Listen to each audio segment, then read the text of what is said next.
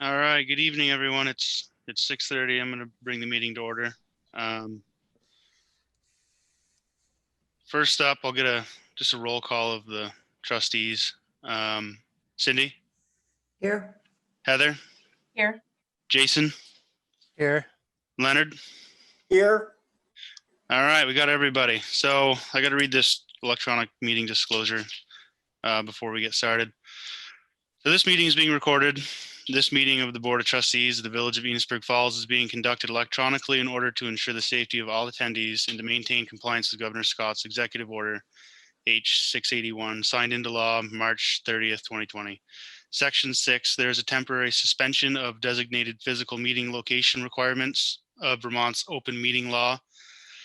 In order to ensure that all attendees can hear clearly, your audio may be muted. When you wish to speak, you can raise your hand in the participant list or by submitting a chat request. Or if you called in, you can press *9. Once acknowledged by the chair, please clearly state your name and then proceed with your question or comment. Please remember that when unmuted, all participants can hear any sounds in your environment. Again, this meeting is being recorded. All right.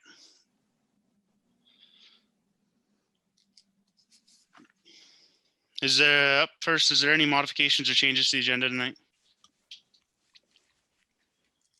No? Okay. We'll move on to public comment then. Is there anybody here from the public tonight, or do you all have an agenda item? Must be they're all agenda. So we'll move on to review and approval for the minutes, October 13th, 2020. Did everyone have a chance to look those over? Mm-hmm. If there's no mistakes or omissions, I'll entertain a motion to accept them. I motion to accept the minutes. Cindy with the first. Do I have a second? I'll second. Jason with the second. All those in favor of accepting the minutes from October 13th, say aye. Aye. Those opposed, nay. Okay, up next we have Lincoln Park use application for EBA holiday lighting event. Shauna. Hi, Shauna. Hello again. So I think you might have you have the park permit request officially. I'm gonna have to submit a bandstand request. I did neglect to do that, and we did decide that we do want to use the bandstand for the lighting. So as a formality, I'll send that request tomorrow, and if you can just put it on your next agenda. But basically, we just want to, on the 28th, Tim Kath, Dave Stetson will set up so that they can we'll have sound and music. And since we're doing the park lighting a little bit different, they can use the bandstand instead of setting up a stage on the street. So I will put that request in tomorrow. I'm sorry I didn't have it tonight. Aside from the park permit request, we had talked about the line item for lights, and I do finally have the total of what the cost will be for the lights. It's a little bit more than I had originally thought, so I want to ask the trustees. We're doing just to recap, 20 bridges with lights on those bridges are 6-inch apart spread. They're the micro LED cool white lights. And we need 168 boxes of them. Ace Hardware is giving us a great cost on them. But the total with tax is $1,247. So I would like to ask the trustees if we could utilize that money. Sorry, my cat is digging on me. We could utilize that money to from that line item to pay for those lights. The EBA is paying for the cost of the structures. The cost for the structures is $150 a piece. So the EBA is going to pay for that. So that's I thought we already agreed that she could use, because we had leftover monies.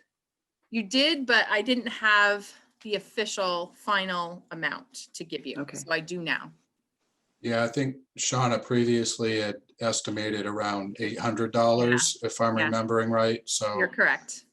yeah, so it's a little bit more, about $400 more than what she was thinking it was going to be. But we have that money aside somewhere already, right? Right. Yeah, I think it should still work out fine. According if- to what Matt had said at the last meeting, there was $3,272 in that line item. Right. I don't see an issue with that then. I don't know what the rest of the board thinks, but I think that should be fine. you have I plenty think of it's money. fine. Yeah. Yeah. That's fine. So they're being billed to the EBA and we'll just, we can pay for them and just submit the invoice to you. Is that the best way to do it, Jonathan or Matt? Yes, that'd be Yeah, fine. yep, that'd be fine, Shauna. Okay. And for the park permit itself, were there any questions on that? I didn't have any, no. So it's, Like- go ahead. If I could go back to the dollar amount on the lights for a moment, Shauna, if we can purchase those tax exempt. Okay. And I don't know if it's easier for us to have those charged to the village's account at Ace Hardware Okay, directly yep. to expedite that process. John, do I you see haven't, issues with that? yep, I have not picked them up yet. They have not been billed, so I can definitely ask Tessa to do that instead of billing them to the EBA. John, do you see any issues with that? No, just you'll have to have an employee from the village go with you. You're not authorized to make any charges, obviously, on the village's account at Ace. So, Gary or Kenny should go with you when you're ready to make that transaction. Matt, would it be easier is it possible for you to maybe call Tessa on the billing? If I told her that you would call her, is that something, or you need somebody physically to do that? I think our employee does need to sign the slip when Okay. the pickup is made. Okay. And even if Gary or Ken aren't available, I could help you with that as well, Shauna. All right. Okay. Good enough. That ought to save some money. Yes, 6%. Yeah. They were $7 a box. That was the cost that they were giving us. Okay, so now we need to approve the park use permit. I'll motion to The- approve the park use permit. Okay, Jason with the first, do I have a second. I'll second that. Heather with the second. All those in favor? Aye. Aye. Aye. Aye. All right, got your permit. We'll look forward to the one next week. Yep. And then before I stop, so just a quick update, since I was here last, the Lions did meet last week. They did they agreed to help with the parade. So we are going to continue with expanding the route. I'm working with Tim Stetson and Brent Guerra, and they have a crew of Lions members who are going to help that night. So we're moving forward with trying to get entries. I'm going to follow back up with Sheriff Longevan, but he said that a minimum of 3 deputies he could guarantee for that night.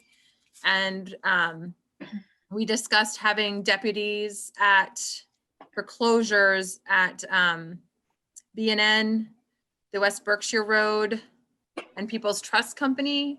And they would close Orchard and Bismarck, Missisquoi School with barricades like they do with Lions Club members for June Dairy Day. I wanted to ask if I can, in the past, we've picked up the lighted barricades that you have in the garage, Gary. I think there might be 4 or 6 white that have the lights to use with the Lions barricades. So I was hoping we could use those again. They thought if we had 30 entries that it would be about 30 minutes for the parade itself, because there's no stopping or anything like that. So that's kind of the parade breakdown. Just want to make sure we're all good still to move forward. When is the deadline for entries? Well, I will take entries right up to that day. And we would love to have an entry. Are you Because, gonna do one, Sam? yeah, the tow truck maybe? We talked about it. Good, good. I'm excited. That would be great. We would love to have you. I mean, TDI is usually there, so you know, another tow truck would be wonderful. The other thing I wanted to update everybody on, I met with Gary and Ken on Wednesday last week too, and we looked at the lighting in the poles. There are outlets that we could plug into on the Wood Meadow side, but the difficulty on that side is there's quite a gap between the pole and the trees we want to light in some instances. So we're trying to logistically figure out how to do that. We may only light the other side. I have permission from Paul Godin and Ron LaRose to access power off their buildings. So keeping in mind that we have to have clearance for, the snow plow, the tractor at 8.5 feet at least, and no streets or anything like that. That is the plan right now to light up that side as well. So I just want to make sure there's no questions or anything for me on any of that. I think it'd be a good idea to get those lighted barricades too, because it'll be dark. Yeah. Right, yeah. Gary, do you remember, are there 4 or 6? I don't remember. Okay. I think there's at least 4, maybe 6. I'm not really sure. Yeah. I can go count tomorrow. If it's Oh, different, I'll give you a holler. Yeah, honestly, it's not that big a Yeah. deal. 4 or 6, we can Yeah. do it with 4, we can do it whatever. That's fine. And everybody will have light, the vests, reflective vests and so on and so forth.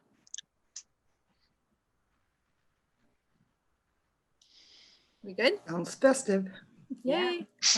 So fingers crossed for entries and good weather. Mhm. We are going to, just so you're aware, stress and promote and push social distancing, COVID guidelines, all of that good stuff. So and the parade route will be reverse of the traditional Dairy Day. So we're still going to come off Dickinson. We're going to go up Main Street, down Pleasant Street. And the reason for that is that we line up at the high school, and to try, like, if McDermott's come, if we have any big trucks, to try and go the opposite way from the high school would be difficult. I understand. And then when the trucks come down Pleasant Street, they can turn onto Depot Street to leave town rather than having to go all the way back around. So it'll be the reverse of the traditional route. And that's it. Well, all right. Thank you. When is EI on the agenda? Next No, speed bumps are next, and then is Jim. Yeah, he told me he was going to be here. They're scheduled on the agenda for 7:10, Okay. maybe earlier, depending on, how the next agenda item goes. But yeah, they're scheduled for 7:10. All right, Sean, are you all set? I am. I'm going to stick around though. Okay, thank you. Thanks. So up next, we got speed bump discussion. I guess Yeah, either way, Heather had contacted me last Friday and asked if this could be added onto the agenda for tonight. I think she was interested in following up on some of the conversation that had taken place at the joint meeting that we had with the town select board last week. So I guess, Heather, whatever you'd like to start off with on this subject. Yeah, thanks. So I just, like John said, it was brought up at the joint meeting, and then it was brought up again by some community members at an Enosburgh initiative meeting. As something like, as a way of addressing some of the traffic concerns that we are experiencing. Like the there's just a lot of questions of what can we do that would be long-term, that would help with, for some people, the complaint is the noise, and that's valid. I definitely have that complaint myself, but it's also the safety of our residents as well. Like I've heard many times, and it's been a personal experience, that it's kind of challenging occasionally, or in some roads, to be a pedestrian. So speed bumps were one of the things that came up. And I was just wondering, what is the village able to do? What are we willing to do? How would we go about exploring this topic? I've seen some resources that like some other communities have done. I've done a little bit of research. I'm definitely not well versed in speed bumps. I know that they can pose some challenges for the snowplows. There's different options. There's speed tables, speed bumps. No, I didn't write down I all was of saying, them. did you look at, I got one from the Middlebury, you go on the internet. Oh, I don't think I've seen Middlebury's. I saw one Okay. from Burlington, and it was really very detailed. What they tell me, Heather, that it's not recommended for heavy truck traffic. So that would really kind of limit Main Street, because we get a lot of truck traffic. And I guess a big concern is also ambulances with people in there. And they're saying the cost is like $3,000 to $5,000 per bump. That's lighting, striping, and bumps. And that was through Doughboy and King. I'm not versed very well on it either, Heather, but I just went through some Google stuff going through state of Vermont speed bumps, and it's mostly for side roads. I don't think Main Street would be we'd have to get an engineer to do that. I'm not learning on speed bumps, but we'd have to have a highway study. Okay. Yeah, and so I don't know if I believe in Plattsburgh, they've got, instead of a speed bump, it's grooves. They've put grooves in there, so when you hit a groove, you slow down. Yeah. Then you got noise. I know, if you remember up by Boyden's farm, they put those grooves on the yellow lines years ago, and they were so noisy at night that the residents complained, because at night the tires would hit those, and they make a lot of noise and keep people up. So that's another concern, is noise. Yeah. My employer used temporary speed bumps at one point. They just lay them out. They roll up, I think. Well, Just there's kind of trains different types of speed bumps. There's speed bumps, speed lumps, speed tables. I mean, there's everything. Well, I mean, there's the really drastic ones that, I mean, seriously, if you don't come to an almost stop, you're going to do some damage to your car. I still think we'd have to get an engineer to do a study on it and tell us what we need, I think, for each situation, I think. But there's So with also the some that are temporary very ones, calm. you can try them out at different places and see how they work before you. I don't know if you'd have to get permission from the state, especially on 105 being state highway, plus it's still in the village. I don't know if they would accept that. But again, I'm not learned on this. I'm just talking out of what I've learned on the internet. Yeah, and there's other ways too of slowing traffic down, but besides just the changes to the road texture. When we did the walkability study, Mark Fenton, I think was his name. Mark. The bump outs and the last one. Yeah, those worked really, really well. It slowed traffic down quite a bit. And I know that it's part of the Vital Village study. But I just I don't again, we're still working on what the timetable for that would be, but it'd be good to do something soon where we can and what's doable. And speed bumps might not be doable, but be good to know more about it. And there may be an issue on the design, because it may affect drainage issues in the street with a catch basin. So it may just affect the design of the speed bumps, just depending where they are on the street. So it doesn't puddle water, it doesn't get to the catch basins too. That'd be another thing we got worried about. That makes sense. The removable speed bumps may be something to consider, because then in the winter we can just pick them up or leave. We should still have an engineer make sure we're doing the right thing in there, so we don't get an illegal thing where someone smashes a car up, or Yeah, I wasn't thinking as much Main Street as Pleasant and Orchard, because those are both roads. Pleasant has got a lot of heavy truck traffic on it though, so that's right. But if you have them temporary or removable, then we can play around and see. And there is a lot of speeding on Pleasant Street, and yeah. We're also getting St. Almond Street also. Mhm. Yeah, because people think that like it's like they're trying to Back avoid Main roads. Street, Yeah. and they're like, I'm gonna save 30 seconds, and then I can speed also because it's a back road. I don't know, because I think that's what they do on Orchard as well. Mhm. I think Jonathan wants to say something. Just thought I would, kind of throw my 2 cents in on this and maybe propose a different type of idea. I think Gary did a pretty good job at summarizing, what the major issues are with speed bumps. I also read a couple of articles, as did Gary, in newspapers from communities that have experimented with speed bumps, namely Williston and Middlebury. And there did seem to be a real mixed reaction, both from the select board members in those towns and from the public, as well, as to the success of the speed bumps and whether people were happy in the community with the job that they were doing. Like a lot of things, it's kind of a mixed reaction.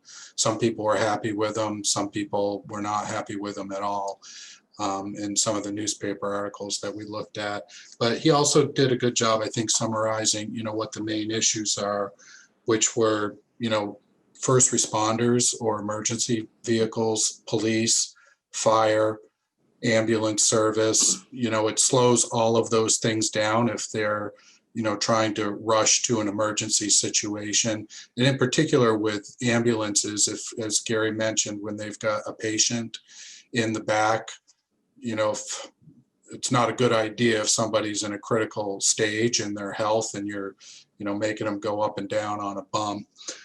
So ambulances generally don't like speed bumps.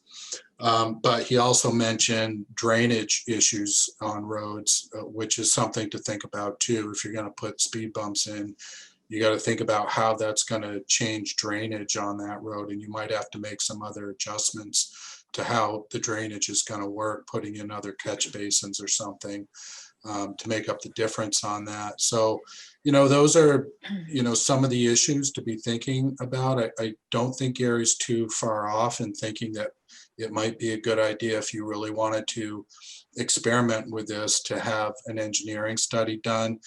I would go very slowly with this if you as a board decide you do want to experiment with this. And I'd pick 1 or 2 small side streets somewhere first, just to see how it works out before you try, a major road someplace.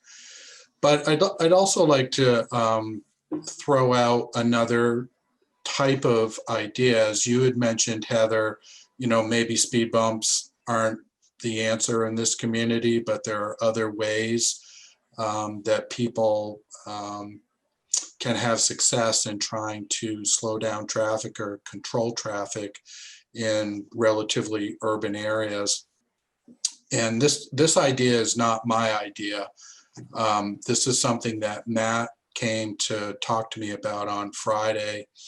And so this was Matt's idea, but after thinking about it over the weekend, I think it may have some merit if the board wants to consider it. And that Matt's idea was to put up the flashing radar speed signs on the main entrances into the village.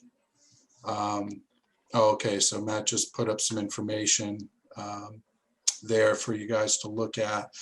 So at all the main entries into the village, so you got 2 on 105, 2 on 108, so that would be 4. I would also make the argument that Water Tower Road would be worth putting one of these up on as well, that although it's not a state route, it's a municipal road, it is a main entrance into the village that gets a lot of traffic on it. So I would, maybe throw that in there as perhaps a fifth sign that could go up on a gateway area into the village. So these are, solar run, at least in the little bit of research that we did on these. They go about $3,000 per sign. And there's obviously different models, but it's something to think about, and it'll get people's attention, I think, at least for a while. In the little bit of research I've done on them, they say they do lose their effectiveness after a while. Generally between like 3 to 6 months, people sort of stop seeing them. But it might be worth a try. Board members, if you looked at your emails last week, you got an email from Matt letting the board know that we received an additional $12,000 from VTrans. This was unexpected highway assistance aid that VTrans, or the state government through the legislature, decided to give to all municipalities in the state as sort of a one-time thing because of the COVID-19 pandemic and the fact that VTrans had canceled many of their grant programs for this year. So took away a lot of funding opportunities for municipalities because of that. And so to try and make up for that, they decided to do a one-time only additional highway aid bonus to municipalities. So that was ours that we got last week. Didn't know that that money was coming. We got a check for it, and then we had to find out why they sent us this additional 12,000, and that was the reason why. But so, just doing some quick numbers, if these signs are $3,000 a piece, we got an extra $12,000 in highway aid from VTrans last week. That would pay for about 4 of those signs. If the board didn't mind chipping in another $3,000 from the general fund, which I think we could do if you chose to, that would then cover maybe doing Water Tower Road. So we'd have 5 of them. Anyway, it's something to think about. I don't know if we could actually get them up this year. I think it's, winter is upon us, although that's kind of a dreadful thought, but we've got snow in the mountains now, and they're saying, possibly by next weekend, we might start getting some snow in the valleys as well. So I don't know that we could actually install the signs, but maybe we could purchase them at least this year and then have them ready and install them in the spring. Just something to think about. Realize this is just being sprung on you. But as I said, Matt came to me with this idea on Friday, and after thinking about it for a couple of days, I think it's not a bad idea. It might be worth trying if you're looking to try and do something, quick that could be done, and perhaps have an impact and get people's attention on, how fast they're going when they're coming into the community. The timing is lovely with this. I think Gary. So John didn't finish up with those signs. There's 2 types of signs.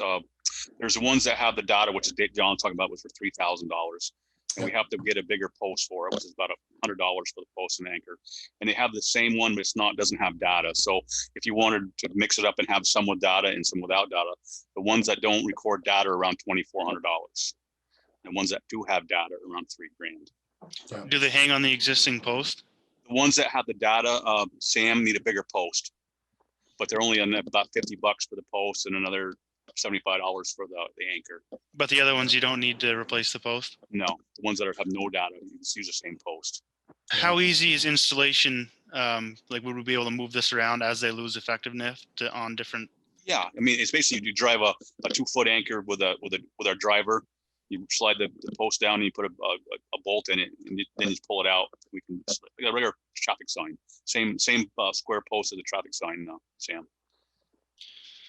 So what I think that there may be a value though in having the data available because, you know, then it's taking a recording and you can share that Seeing if they're data effective. with Right. law enforcement so that they can see, you know, where the trouble areas are with people coming into the community.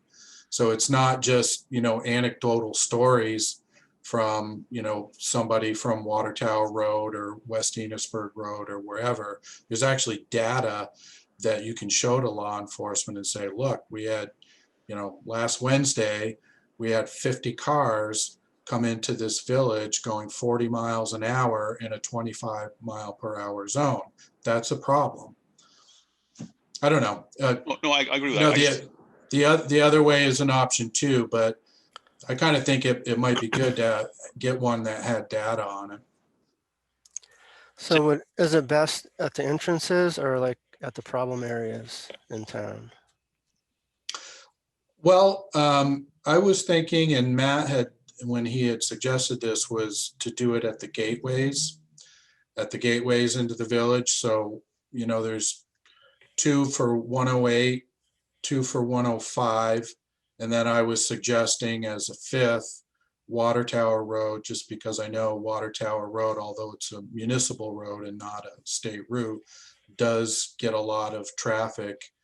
And, you know, it is a gateway into the village coming from Berkshire. Cindy. I have a few comments. I think we should do the ones with the data because we could run the data for a week or two without the flashing sign to collect data before your speed comes up. So we have a more accurate representation of what really happens before they see how fast they're really going. So there's one plug for the data. I also think we need one for Orchard Street. And as a side note, we could all sit out in our lawn chairs with our hair dryers, like as the cars go by, make it look like we all have our speed radars out. That sounds like fun today. I want to do that. Okay. Yeah, I do like, I see what you're saying, Cindy. Like, I see your point, John, about the entranceway, but I also think some people aren't necessarily leaving the village too. It might be some people going from one side of the village to the other side of the village. So, but we can move them, which is nice. So that might help maintain some effectiveness if they're moved around, perhaps. Yeah, that's what I was thinking. I think Jason's on something too about putting them in the problem areas. Because if, you know, you got that surprise light, when you know you're speeding, you're going to slow down for that. And then as they lose their effectiveness, we can move them around. But it kind of sounds like we're all on the same page.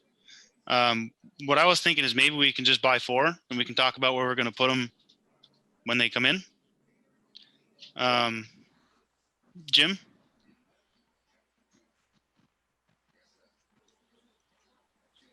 Jim, Am I unmuted?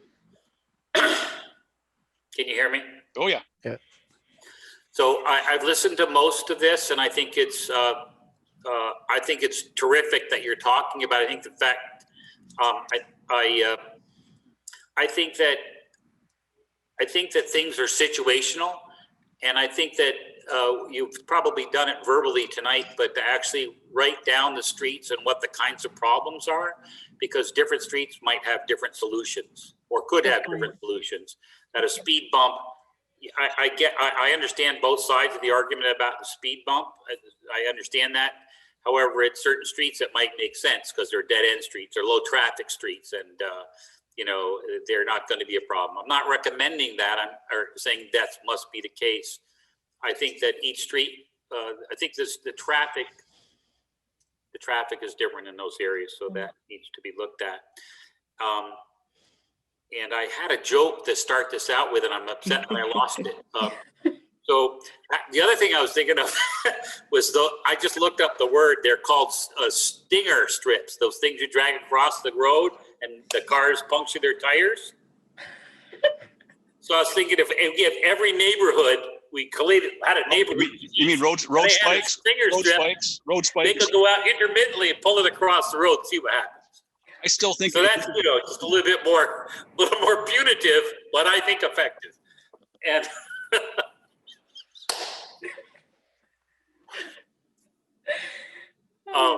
one of the, I had a, this is a preaching philosophical comment, but it gelled for me tonight, something. And that is that, the old days are gone. I'm not sure this is going to work well, but the old days are gone. They're gone. They're not coming back. Bye. They're gone. And I think that small rural communities need to find ways to attract people. That's a lot of what the initiative has talked about, and the village has helped with, and Masonic Temple, and what is it that it keeps or attracts people to your community? Because jobs aren't here right now. And so what's going to come and what's going to make people come into your community? And so to try to make some sense of that, back to this particular conversation, is that quiet neighborhoods attract people. The communities that are responsive to the problems that are going on attract people. They create an image of the area and make people want to be here. So there isn't the fact that you're going to put up one sign and that's going to invite 10 people in the town. It's part of an overall strategy of making things better and nicer and more walkable and more affordable and more whatever that brings people into town. And I think I want to not suck up to sand, but I like the idea of experimenting.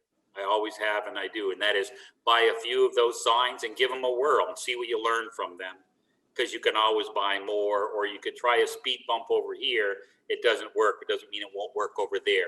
It shouldn't be categorical that because it doesn't work at one point in time or in one place, it can't work in other places. Thank you. Yeah, I think that is a good idea to do some experimenting, because you can have two very similar roads. Let's take Orchard Street and Pleasant Street, for example. Speed bumps may work on Orchard Street. There shouldn't be any heavy truck traffic. And vehicles should take 105.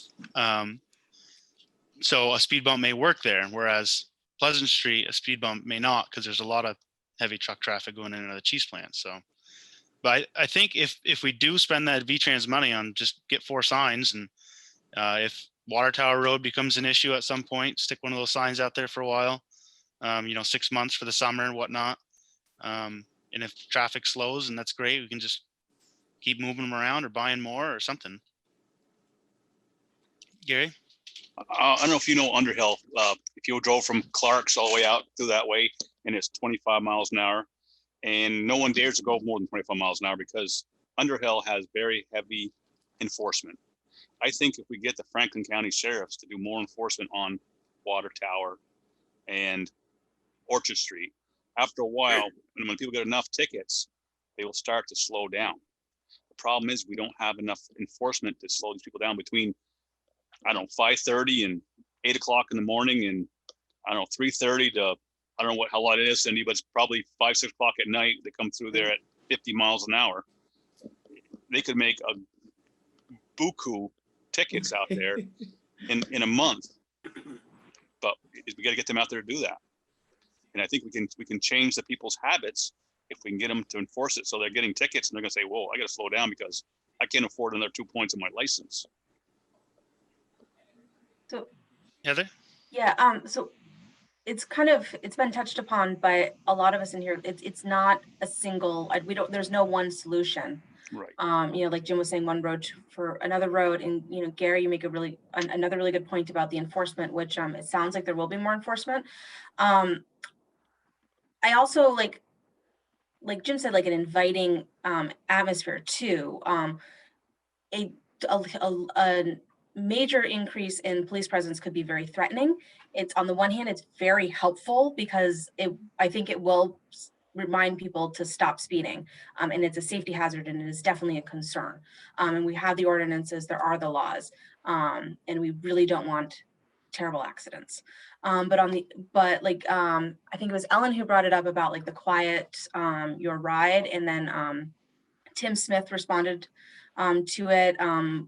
We had an email this afternoon. John forwarded it on, I think, about it had mixed effectiveness, but again, like all of these solutions, and I think that we need to look at it also from like a community perspective, and how do we engage the community members and say, yes, a percentage of them are people that maybe don't live here and they're just driving through Enosburgh, but then there's a portion of them that do live in Enosburgh, either the village or the town, or they're at least part of our greater community. And how do we appeal to them and say, like, this is troublesome, this is noisy and it's waking our kids up, or it's noisy and it's interfering with our businesses, or it's unsafe, and how do we as a community approach this problem together, and not necessarily rely on being punitive about it. And I kind of, as we were talking, I was wondering, like, Tim had some really good ideas about, the quiet your ride sounds a little demanding. Like maybe some tweaks to the language, like please quiet your ride, or just like some community awareness, and perhaps we could reserve some funds. I don't know if this would be allowable with this highway funds or the general funds, or something of a community awareness campaign of just, this is a problem and we would really like to fix this. Because also, too many traffic violations and tickets. Oh, excuse me, sorry, sweetie, this is my meeting. I'll try to keep going.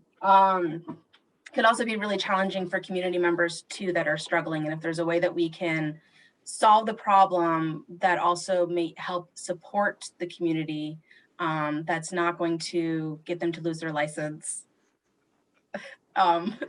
Get them to lose their license, which might affect their jobs. It's, if there's a way to do that, we should try to do that too. Did you want to say hi real quickly? Hi. Hey, William. Okay. Run, sweetie. So do we want to get some signs coming? Leonard, you got something? Yeah, what if a few of us bought some blue lights, put them on our cars, and rode around Enosburgh? Okay. Give me a bullet, Leonard. Sheriff Leonard.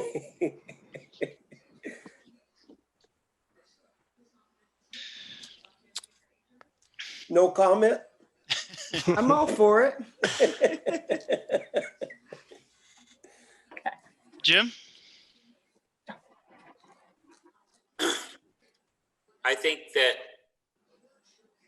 everything needs to be on the table and discussed, including more police presence and more tickets. And at the same time, Heather and others, if you want to be progressive about this, is to speak with the sheriff. And I just made a comment tonight in my earlier meeting, which was a work meeting, that I've had people who are tenants who are going to work and got 2 tickets or 3 tickets the same day. And that person's making $12 an hour. Those tickets are decimating to them. They may be idiots for doing what they're doing, or the police may be, my words for the moment, harassing that person. They're on their way to work. They're not drinking. It's not 10 o'clock at night. They're on their way to work and they're getting another ticket because they didn't have money to pay for the first ticket. So it also could be part of it that if it's truly somebody who needs to learn or be trained in a different way, that you work with the sheriff's office to say, wait a minute, you guys got 2 or 3 tickets. You pay the ticket or you go to a diversion board. You got to do something to change your behavior. You see what I'm getting at? I hope. It's a way of doing both. I don't think it's all one or all the other. There will be some people who respond to signs, some people will respond to speed bumps, some people will respond to tickets. You give me a ticket, I can afford it. Somebody's making 10, 12 bucks an hour, can't afford it. Were they stupid to do that and wrong? Yes, they were. Find some way to call them out that changes the behavior, because they do have to be held accountable somehow. Maybe not financially, but somehow. Problem I have, Jim, with speed bumps in the wintertime is plowing, how that's going to affect our. Understand, I'm not suggesting that speed bumps go everywhere at all. Not at all. Nope. I think what speed bumps are the umbrella for what can Enosburgh do to slow things down. Those signs, police, maybe a speed bump, maybe flower baskets out in the middle of the street, whatever. It can be all those different things. It shouldn't be just one thing for everything. It should You should look at all the possibilities and say, what makes sense in this location, and experiment wherever you can, and then change. Don't, Heather, I agree with Heather. Those bump outs that were done as part of Vital Village were pretty, made a nice difference. They were an experiment. They could be changed if they didn't work that day, right? They didn't have to be there. You didn't have to spend a ton of money to make them happen and try and learn. Thank you. And they do a lot for making the community just look welcoming. Correct. Yeah. They do all those things. And they got truck, oh goodness. Rick's approval, which says something. Yeah. Like from my perspective, I like the idea of like, I'm not sure if we should put all of the funds into just the lights, or if we should look to see what some other expenses are that we could do right now, with this season. Maybe three of the signs and some other third or other option. Gary, are those temporary? Do you know anything about the temporary bumps? I do not. No. Again, you probably have to talk to the engineer on what is acceptable for, again, we don't want to get something that's not going to be safe and cause damage to cars and whatever, I think that's something we have to look to an engineer on. Yeah. I'm not familiar with I've only know a handful of towns that have speed bumps. There's a couple in Underhill, there's a couple in Richmond, there's some in South Bend, and some close tonight. I haven't seen that many around, mostly permanent ones. I've never seen any temporary ones on streets. I've seen them in parking lots, but I've never seen them in streets. Gary, I think you might want to turn your mic boom down. Oh, sorry. No, turn your boom down. We can barely hear you. Now you're muted. I'm doing really well. There you go. Okay. Oh, I can't hear you. You're muted again, Gary. What am I doing? There you are. Nope. Nope. You're going. How about now? Yes. Okay. So I've seen some speed bumps, Heather, like in Richmond. There's some on Skunk Hollow Road. There's some on Farm Road between Heinsberg Road and 2A. I've seen some in a couple other counties, but they're all speed tables or speed bumps that are permanent. I haven't seen any. Only one I've seen that were temporary are ones that are in parking lots when they come into a parking lot and they have to go around like a Walmart. I'd never seen the temporary ones in an actual heavy traffic situation. Okay. Yeah, I'm curious, like what they might do to cars, their cost. Yeah. I I only have the cost of permanent ones, like they're $3,000 to $5,000 for a permanent speed bump, and those speed tables run between $6,000 and $10,000. That's just a number off of that Doughboy's King survey. Do you have any rough numbers on what engineering study would cost? I have no idea, Sam. I don't. Because it may be worth if we take some of those V-Trans funds and get a engineering study done. I got a feeling probably that study would probably take all that $12,000 easy. Just for one road, you think? Oh, I don't know for one road. I don't know how many roads you want. I don't know that. I think we should just stick with the problem roads. A lot of people complaining about Water Tower Road. That's been Right. And I get a lot of complaints on Orchard Street. Water Tower, Orchard, and I think Pleasant's been coming up recently. Yeah. So I think if we just focus on those three areas for now, but I'd like to try something. Yeah, we could always talk to Doughboys and King since we got them for our Vital Village. I think we should go with one of the, or two or three of those, the speed signs to collect data. You guys want to just get two of them coming, and then when they arrive, we can talk about where to hang them and see if that makes a difference. Yeah, I think we should start with a couple signs. Just pull it out of that V-Trans gift. And do we remind me, John or Matt, do we have until the 31st, December 31st to spend that?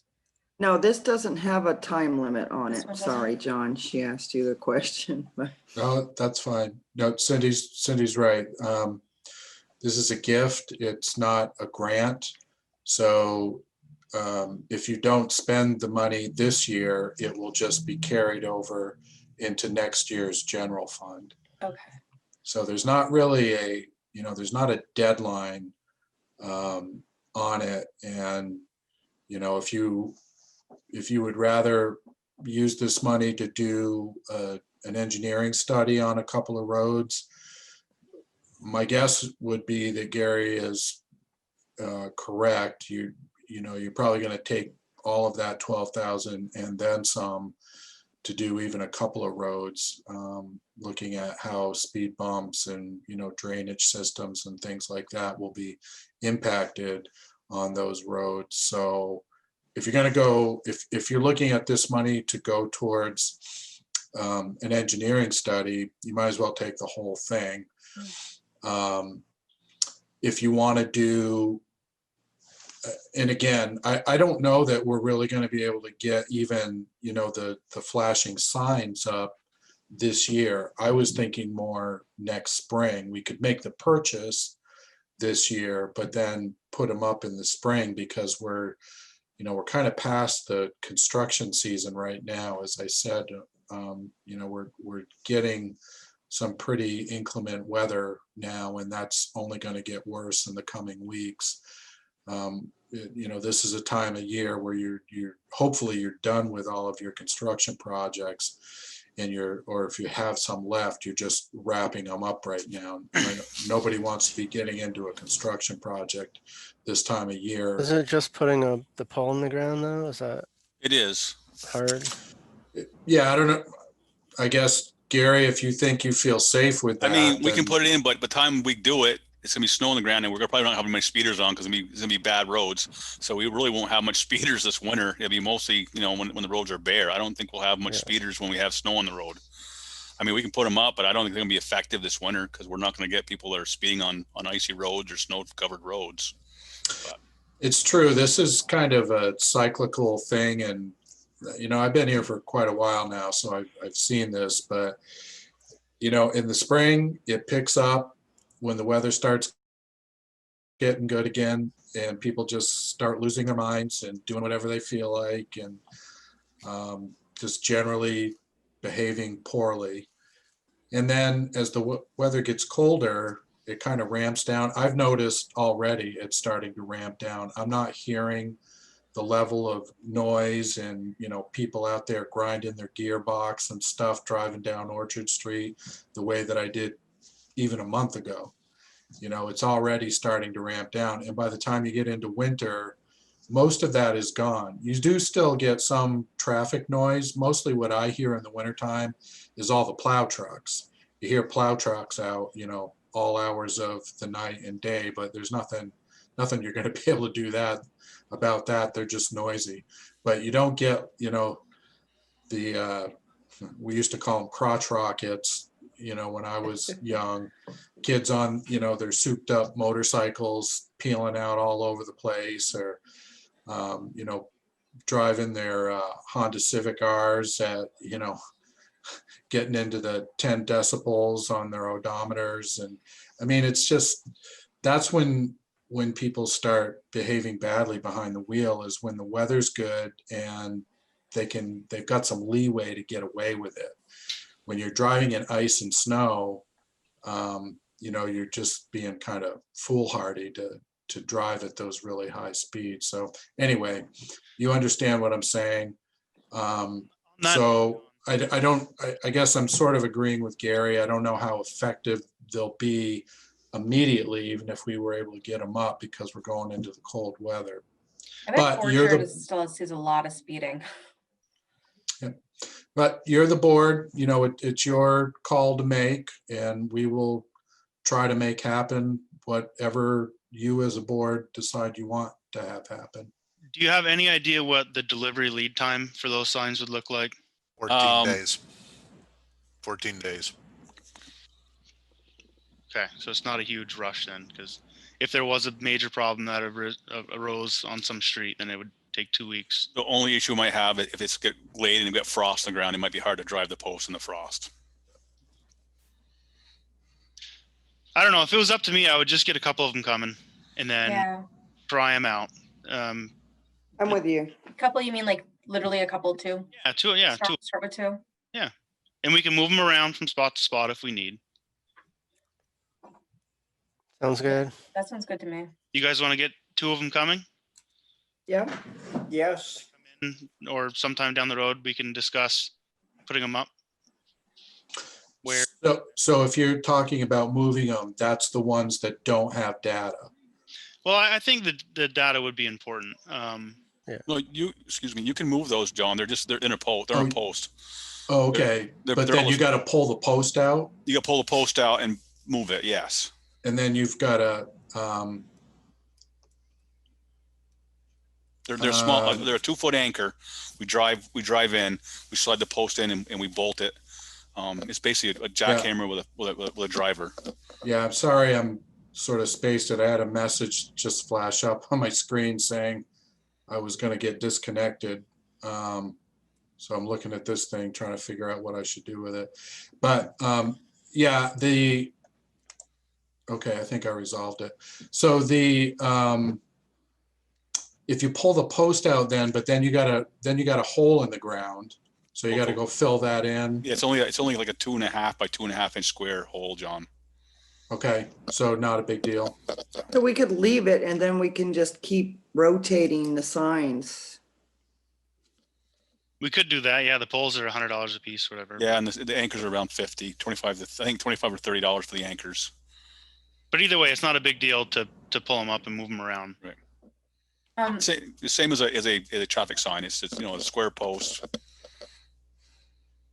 I had 2 questions just to follow up on that before we make a decision. One is, I thought the sheriff said we could borrow or use the one from the sheriff's department. So Yes. why would us purchasing them be a better option? They only put it up for like 2 weeks. They don't keep it very often, Heather. There's only like 2 weeks and they're gone. We had them up here.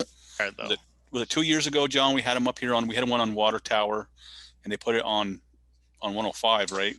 We had one Yeah. on Orchard Street in Yeah. front of our house. Yeah. Either last year or the year before. For a couple days, right? Cindy, was a couple, 2-3 Yeah, days. yeah. Yeah, we've used them a number of times over the years, and moved them around to different locations, usually Water Tower and Orchard Streets.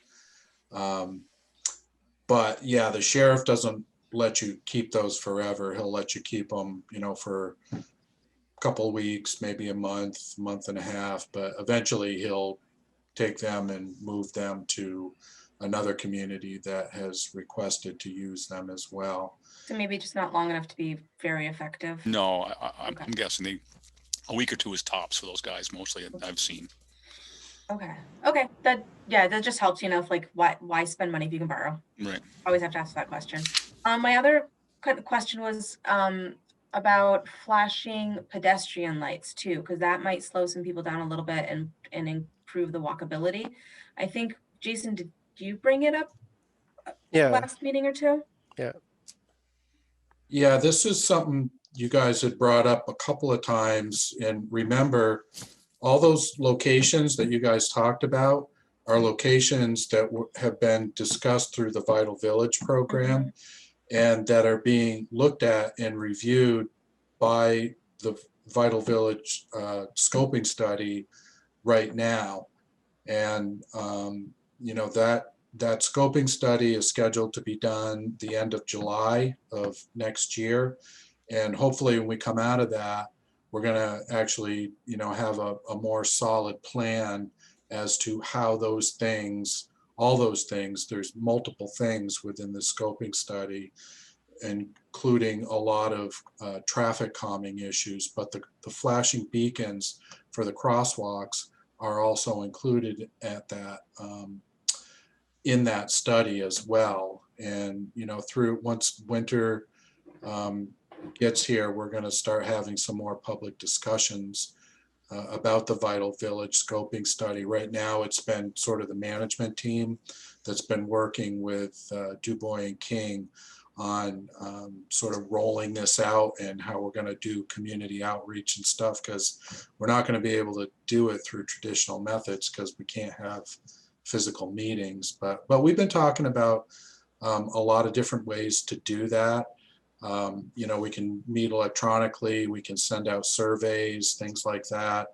The Vital Village committee has got another meeting on Thursday So we'll be talking more about that as well. And but anyway, just reminding you that the flashing beacons for pedestrians is part of what the scoping study for Vital Village is looking at too. Yeah, I guess I just don't understand why that might mean we can't do it now. Right? Are those, We- can those be removable too, just like the other? I don't think No. so.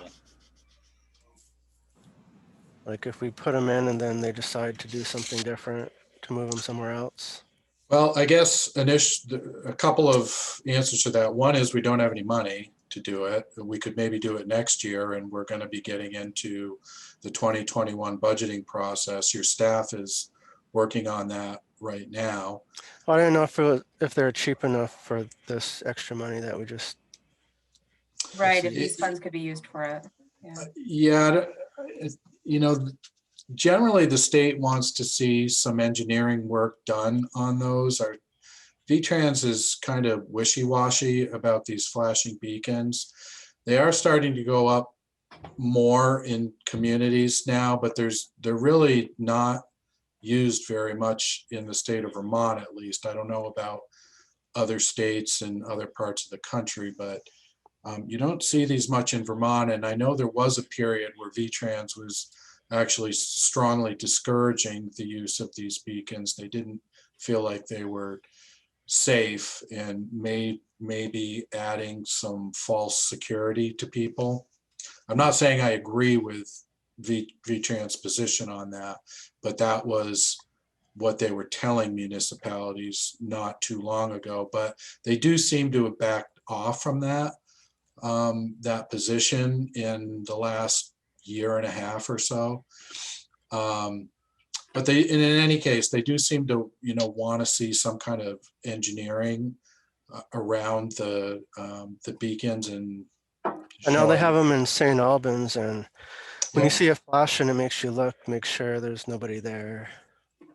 Yep, and that's the the purpose. And as you guys know, we had planned on putting one on Water Tower Road as part of the Elm Street Sidewalk project, which is currently postponed.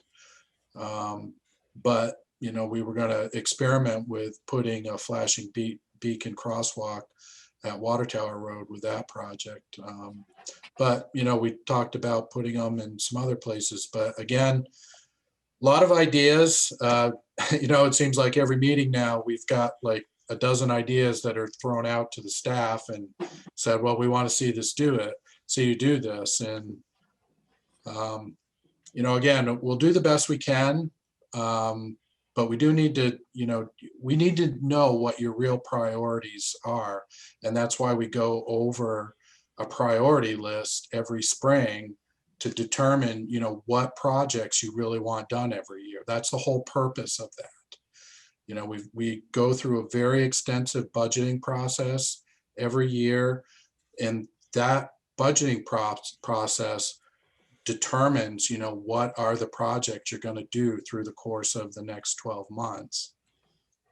So, if you want us to try and put a crosswalk beacon system in somewhere, I guess tell us. We will have to take it out of the general fund. We will most definitely be over the general fund's expenses for 2020, what you have budgeted, to throw that in there as well.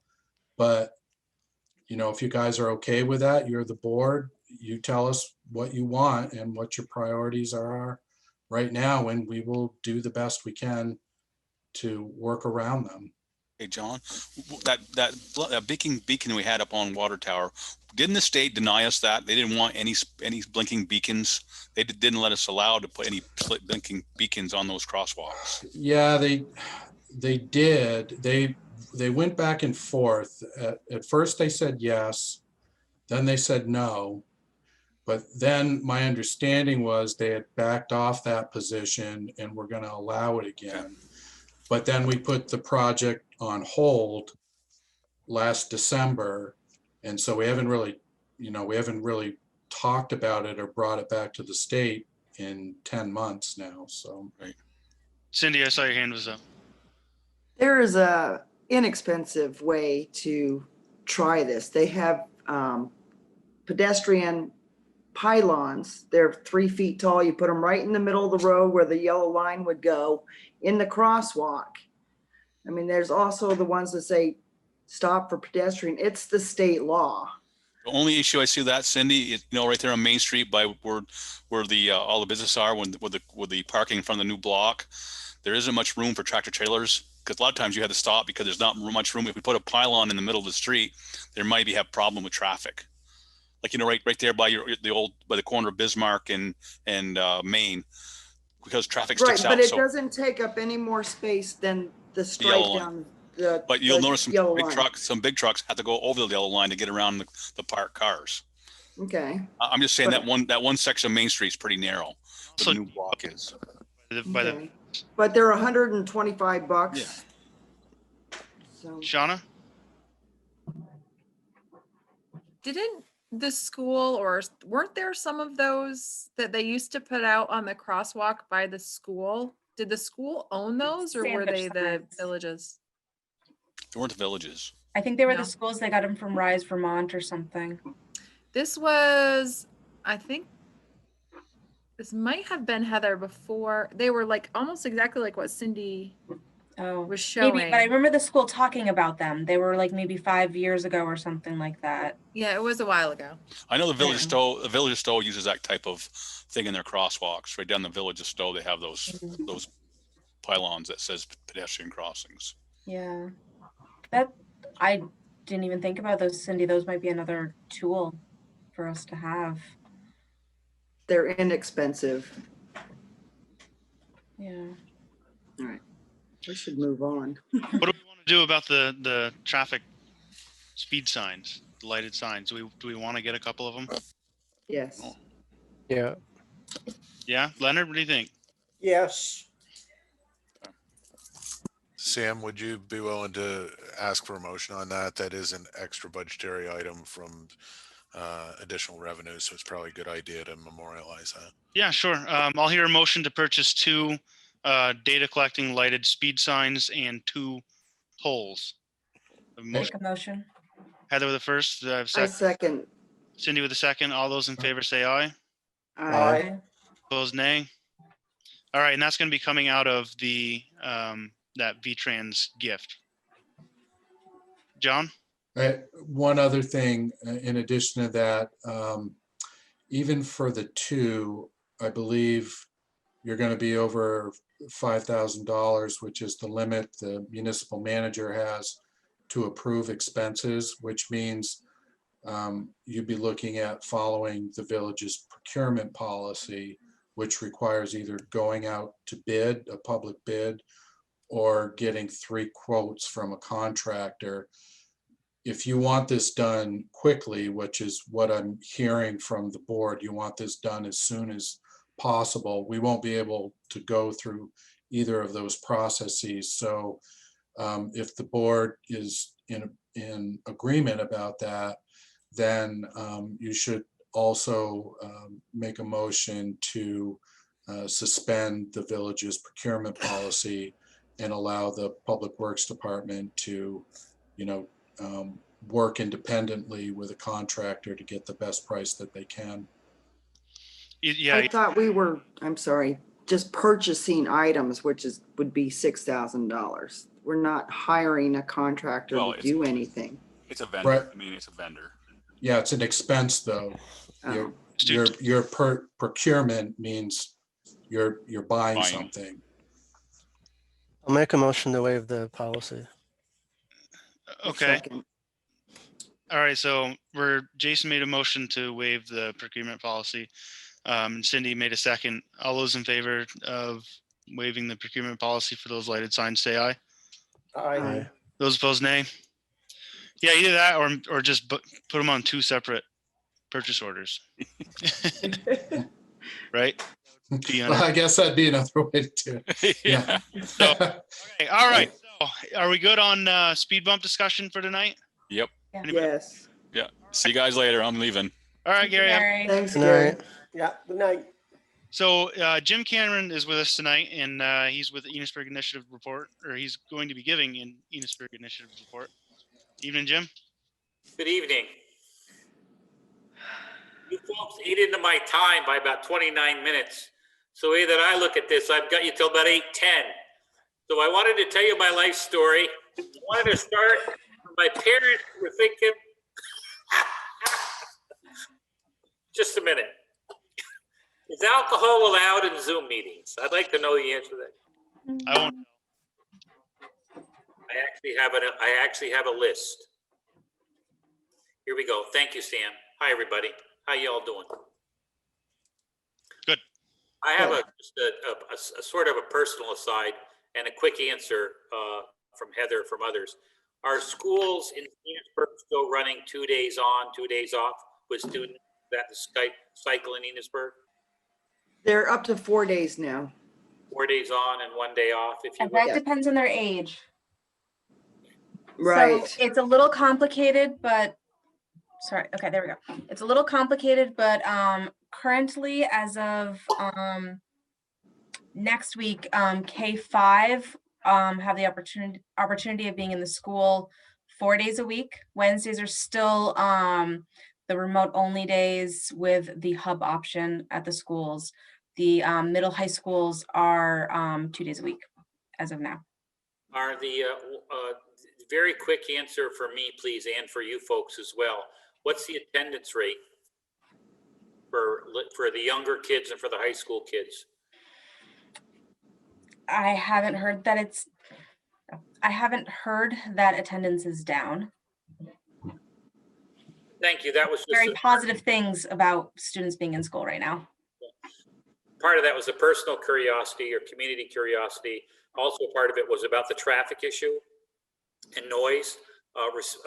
Factually, a lot of the high school kids are the ones with the loud cars who are, racing around town, etc. So if they're not in town or not in school, it's going to get minimized unless they're just driving around town. Anyway, so we actually had a pretty good meeting last week. We had about a dozen people either in person or on Zoom. We do our meetings both ways so that people can, if they're comfortable attending, they can.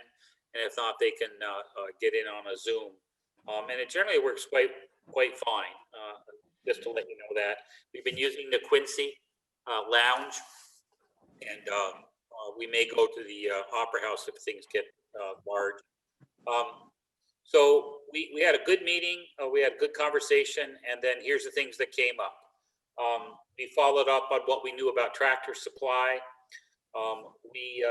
Dan Cunningham was there, and there may be an issue here tonight. And I'm going to ask Shauna and Matt's help and everyone's help actually. But here's where we are with the park and the Doughboy. And Dan was sent me a note a little while ago while this meeting was going on that he didn't see or couldn't get an invite for the meeting because he wanted to get on and talk about insurance for the Doughboy. So I'm going to speak to that, I guess, and just give you a quick overview. So as you know, the fence is up and Dave and Sally can't help themselves. They painted the flagpoles in the park. And so that's been done this season. And then the Doughboy is leaving pretty quickly. It's going into this company in Colchester to be restored, repaired and restored, and then returned. And we'll be putting it on a new footing, et cetera, with them. And that money is either been covered or in process. And there's emails flying around about how to make that happen. So I'd like to impress upon everybody who's a trustee that the volunteer community in Enosburgh, the EBA, the initiative, the Historic Society, and anybody tell me who else I'm missing, and the Legion and the town have all put together close to $20,000. And half of that's been spent and the other half is waiting to taking care of the Doughboy to get that restored and returned and put in its place. And that was not hard. I want to emphasize that people really put a lot of really easy effort into getting that money put together to make things nicer in the community, to attract people to the community, to make things better. So the issue on the Doughboy, I'm actually going to give you the report and then come back to that. That way you can debate that if I'm not around, or you would rather talk about it by yourselves. No, let's just do it. The issue is insurance. They want to donate the Doughboy to town, and they sent the appraisal out. I'm going to assume, Matt, you've received it. Is that correct? I have, and I have the estimated cost of insurance based on the appraisal value. And could you tell us what that is, please? It would cost about $80 for the village to insure that as a piece of artwork on its existing policy at $60,000, which was the recommended value by the appraiser. That's below the $5,000 that Jonathan can approve. Is that right? Joke. Come on, everybody. Go with the flow here. Go. You're very funny, Jim. Thank you very much. So can you folks, so Sam, when I'm done, Sam, can I ask you folks if you'll vote that if whatever legally has to happen, the Legion bequeaths the Doughboy to the village, that the village is okay with paying $80 a year to insure it for its appraised value? Okay, it is. Return. Sorry, you cut out, Sam. What's that? That wasn't. It was an annual cost, $80. Correct. Okay. And so Jim, you're looking for a vote for what now? $80 a year to insure the Doughboy if it's given to you. No cost to give it to you. No legality to give it to you. Just say, write a letter, I guess, that says, we'd like to give you the Doughboy, and you accept. And when you accept it, we're going to return it to you in its pristine, restored condition. Meaning that we're not expecting you to cover the cost of its repairs. We have that money found somewhere in the community. And we're also grants, DAR grants. Dan is taking the lead in that. Dan Cunningham. So, I mean, I could drag it out. You guys could drag it out all night, but we're talking about $80 a year after we're putting up 20 grand. So you decide. John? Yeah, I just would remind the board, there are other like maintenance considerations. If you accept ownership, then it's yours. You're responsible for the care and the maintenance. Another thing to think about too is historically the village has always allowed anybody who wanted to put a banner or a poster in front of the Doughboy to give that discretion to the Legion, because the fence in front of the Legion belonged to the Legion, and the Doughboy belonged to the Legion, even though they're all in the park. Those things belong to the Legion. So if they're gonna donate the Doughboy, they might as well donate the fence as well, because the fence is only there for the Doughboy, in which case then you might as well give that discretion then to the village as well about what sort of signs or posters can go on the fence. Just another thing to think about, in taking ownership of the statue. Yeah, John's right. There's a lot of different things involved and a lot of different groups involved with that. I think if this discussion was to continue anymore, what I would like to see is an actual agenda item up for discussion and representatives from the Legion to be present during that as well. That way we got everybody involved, and the Lions aren't involved anyway, are they? No. Okay. So no, it's only been the Legion. Okay. Yeah. A couple things about that, Sam. I'm fine. For whatever it's worth, I'm fine with that. I get that. I think Dan just wasn't logistically able to get on here. He doesn't have internet at home, so he was going to go somewhere to jump on, then couldn't find an invitation easily. So, and that may be him. And then that begs the issue of also of the fence. I'm sure that there's an email out there where I've asked the EBA and the Historic Society and the initiative about the fence. We paid for it, and it would have been our intent, and that's what's in the email. And I'll look to, I think, Shauna as a partner in crime here, that it would have been our intent, and that's what's in the email, that we donate that fence to the village. And that's seen as a positive thing, not as a a burden that we're unloading on you as much as an asset to the village that we paid for. So I need to go back to those three groups, but that would have been our intent, which was when we put all this stuff together to return it to you, giving it to you in good steads, if you will, and not seeing it as a private or nonprofit ownership, but rather as an enhancement for the whole village, sponsored by people in the village. Yeah, I don't see it as a burden at all. And I guess if your question tonight is about the insurance, $80 a year probably would be affordable for the village. But I think if I can make a recommendation to you is to get all that stuff in order. Maybe draft out some documents or whatnot saying that the EBA is willing to donate that to the village and the Legion's willing to donate to Doughboy.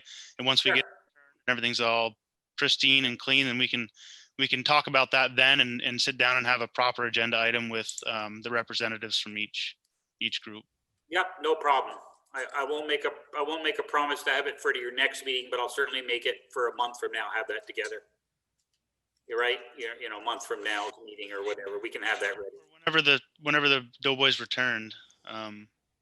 Well, from my perspective, no need to wrap it up now as long as they have all the parties in the room. I get it. It's fine.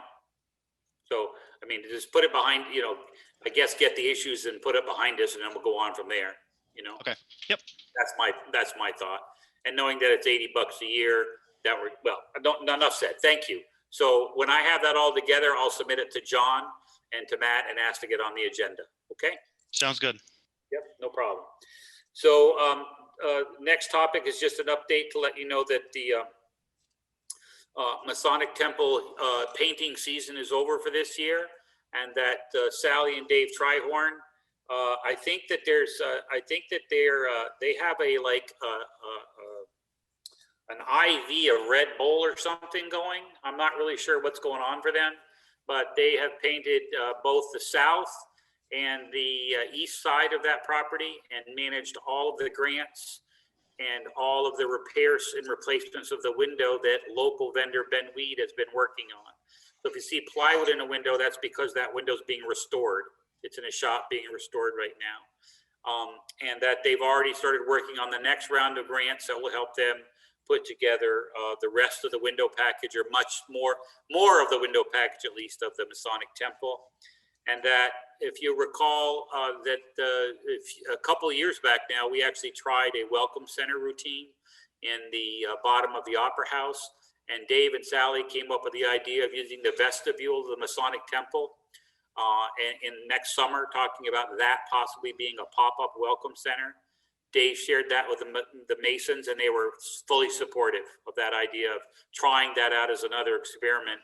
If you think about the park with the fence and the Doughboy and the dedication and the portalette that's there in the summer, it just changes things a little bit to give that another shot, see if that works, if we can put together people to make that happen.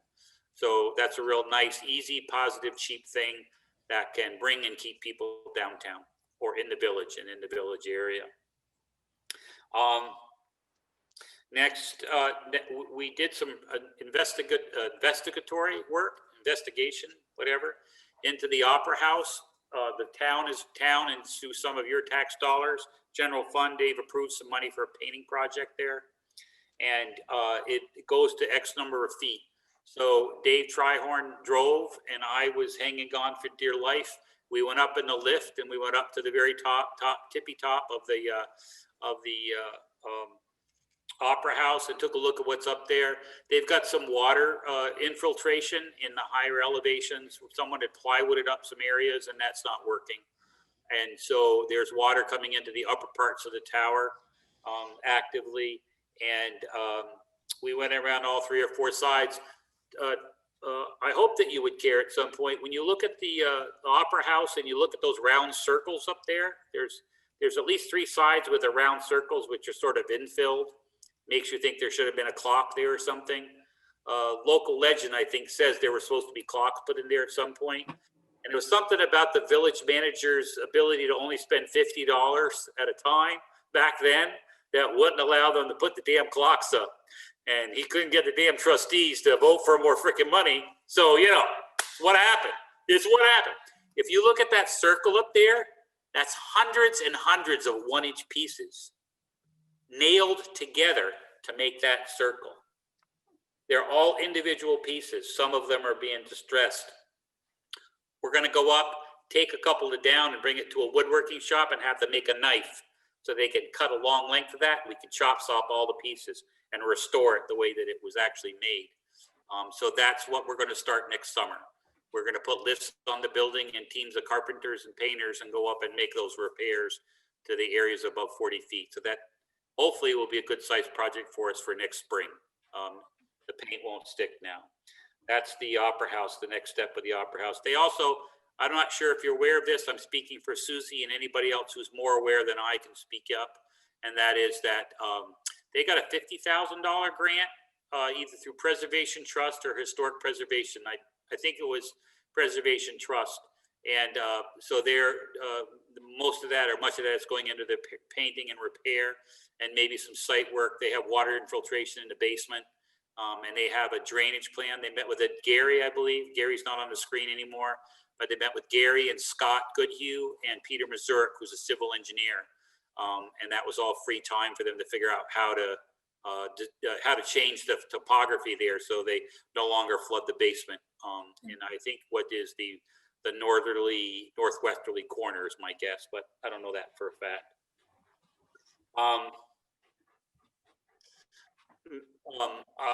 Because Matt's staff, I'll just speak to what I know and feel free to jump in, Matt, and that is that the Historic Society is working on a grant. They need, their roof is in bad shape, their fascia and soffit are in bad shape. So they're working on a grant and looking for support in the community about how to put that together and make that happen. And so that was brought up, and that's going to be, that'll be something that we'll try to keep helping them with. We talked about, oops, I'm sorry, go ahead, whoever. Sorry, that just reminded me the Historical Society would like to get put on the agenda for the joint meeting, John. Sorry, you brought that up, so if we can do that. For the next joint meeting with the select board? Yes. Okay, do you know what the topic is? I think it might be the roof on the museum. The roof on the museum with the The trolley? historic- Yes. The trolley? Okay. Well, the building, The building itself, yeah. the train Okay. depot. Okay. Thank you.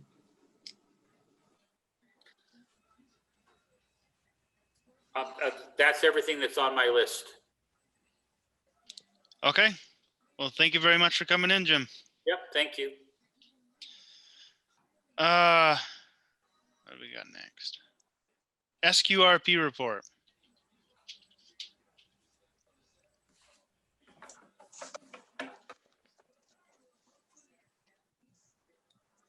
Okay, so Matt's pulled up the SQRP report on the shared screen there. This is the quarterly report that is done for our electric department. This is required to be on the board's agenda once every quarter. It's also submitted to the Department of Public Service and the Public Utility Commission. And there's, you know, as you can see, it's split down into different performance standards, different categories. And at least right now, it looks like we will meet all of our baselines. Nothing particularly, you know, concerning or needs to be addressed at the moment. Of course, things can change during the course of the year. But, you know, so we're required to put this each quarter on an agenda for the Board of Trustees. So we have done that. Almost looks like we lost some customers. Well, I mean, it changes. I mean, it changes almost daily, to be honest. There's always people coming in our system and moving out of the system. Certainly on a month-to-month basis, you will see fluctuations in the number of actual customers that we have. But, you know, generally speaking, we're at about 1,750 customers. That's approximately what we have, and we've been at that number, I'd say, for about 4 to 5 years. But it does go up and down a little bit. Sometimes it's a little bit more, sometimes it's a little bit less. Interesting. Yeah. Did anybody have any questions on that? If not, we'll move on to managers. Okay, so a few things to report to the board under managers report. I want to let you know that the state of emergency for Vermont has been extended again by Governor Scott. The current declaration has a state of emergency going through November 15th. Generally, COVID-19 cases continue to rise across the United States. We are still seeing new cases every day in the state of Vermont as well. But, you know, compared to other parts of our country, however, I think Vermont is still a very safe place to be, all things considered. In fact, last week I was looking at some statistics about, you know, rankings of number of COVID-19 cases in the United States, not only by number, but also on a per capita basis. And believe it or not, Vermont, at least in these statistics I was looking at last week, Vermont had the lowest number of cases, not only by number, but also by per capita. So this state is doing very, very well in controlling the number of COVID-19 cases. We haven't had a death from COVID-19, although we are seeing new cases every day across the state. We haven't had a death from COVID-19 in Vermont in, geez, got to be getting close to 3 months. We're still at 58 deaths, which is not good. I mean, 58 deaths is, you know, any deaths is not good. But when you look at the deaths from COVID-19 that are occurring in some states across the country, that's a really good number. So, you know, just some more COVID-19 information for you guys in case you're not following that. Just want to keep you guys up to date, at least a little bit with stuff like that once in a while. But current state of emergency in Vermont has been extended to November 15th. I believe it will probably be extended again when November 15th comes around. Also want to let the board know that we received notice from our healthcare provider, which is actually our union. Our union also provides the healthcare coverage for our village employees. That's IBEW Local 300 out of South Burlington. And we have received notice from them that there will be no increase to our healthcare premiums for 2021. So that's very good news, obviously, and will help keep any increases in the village's tax rate or utility services at a responsible level for the upcoming year. So that's a piece of really good news, I think. Also wanted to give you guys an update on tax collection. As the board is aware, the village property taxes were due October 15th. I've spoken with Andy Bolio, our delinquent tax collector for the village, and with Matt Miner, our director of finance, regarding collections and, you know, how we did. There was a little bit of anxiety, you know, given the current situation that we're dealing with the pandemic and the economic effects of that, not only in our community, but across the state and the nation and the world for that matter. But all things considered, I think we did really well with tax collections. On October 16th, we had $54,742.11 on 60 properties that were turned over to the delinquent tax collector. For comparison, 2019's delinquent taxes were turned over with $40,038.70 for 65 properties. And within that, even that I think would have been pretty good, but even within that, it's important to note that 2020's delinquent tax turnovers has Franklin Foods on that delinquency list for $11,318, and they were not on the 2019 list. So if you take that one big taxpayer off the list, we're very, very close to 2019's turnover figure for delinquent taxes. And that, I don't know what you guys were thinking, but that is much better than I was expecting to see for delinquent taxes this year, given the state of the pandemic and how it's affecting the economy. So I think, again, that's a piece of excellent news, and wanted to share that with you guys as well. And then lastly, I wanted to just give you guys an update on what we had budgeted as probably the last construction project we were trying to get done in 2020, which was the replacement of the windows at 42 Village Drive. That's the building that the electric department is in. So we attempted to go out for a public bid on this. Unfortunately, we received no bids from any contractors. Gary Denton did follow up with some of the contractors to ask them, you know, was there something in the timing? What is the issue? You know, why are you not interested in putting a bid in on this project? And the response that he got back from all the contractors was they just didn't believe they would be able to get the windows in time to complete the project on the schedule that we had put forward in our request. We were asking that it get done by, I think it was the first week of December. And none of the contractors felt like, they just didn't have faith that they'd be able to get the windows, the new replacement windows in time to meet that schedule. They're just, you know, it's hard getting parts and materials right now for almost anything in the building trades in particular. So I just wanted to let you guys know that. I don't think it's worth trying to, you know, put that out to bid again this year. What we'll probably do is we'll just rebudget that project again in 2021's electric department budget. So you'll see that again in 2021's budget. And then we'll try again in the spring, do it a little bit earlier this year. So, and that's it for manager's report.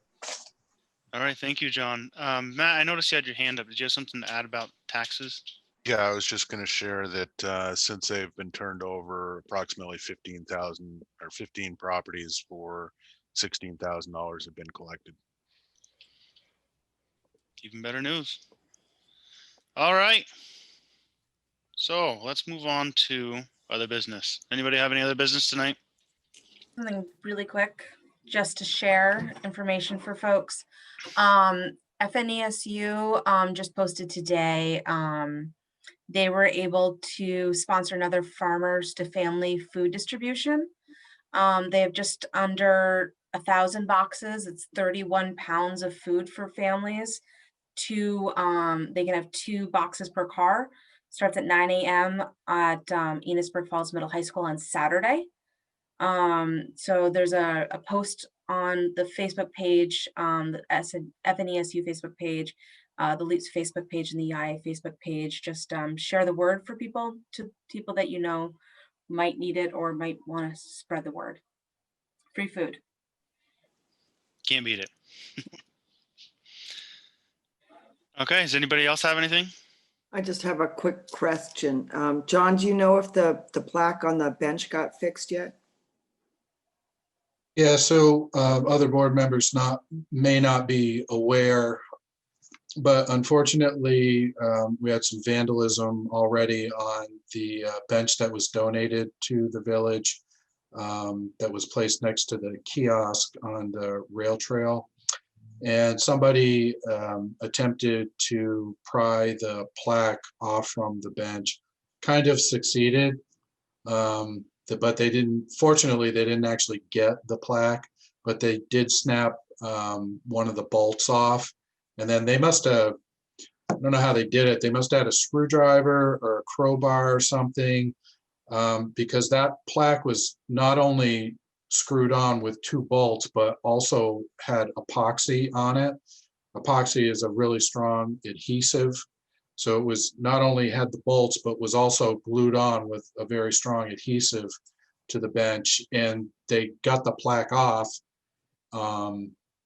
Maybe somebody came up the trail or something. Don't know why they didn't finish the job, but it was left just kind of dangling off the bench with 1 screw attaching it. So we went up, took a look at it. Gary removed the plaque. He's ordered some new bolts, but the thing is, we actually had the bench scheduled to be removed because of bad weather is coming in next week. Remember, we put it in with a bolt system that could be removed from the concrete pad so that we could put it in the highway garage, during the wintertime when the bad weather comes around. So we were actually planning on removing the bench the end of next week anyway. So we decided to just leave the plaque off for now. We have it. And then we'll just take the bench off the end of next week when we were planning to, and then the guys can work on getting some new screws for it and re-epoxying it over the winter, and then we'll put it back up in the springtime. Okay. Okay. Thank Yeah, you. it's too bad that happened. I was disappointed. Cindy actually was the first one to see it, and she told me she saw the plaque just, damaged, hanging off from the bench. So we went up and took a look at it. It's too bad that occurred, but hopefully it won't happen again. We will get it fixed over the winter and get the bench back up in the springtime. Anybody else have any other business? If not, there's no executive tonight, so I'll hear a motion to adjourn. I motion to adjourn. Is there a second? I'll second that. Leonard with the second. All those in favor of adjourning, say aye. Aye. Aye. Those opposed, nay. All right, good short meeting tonight. Good night. All right, have a good night, Good night. everybody. Yeah, good night.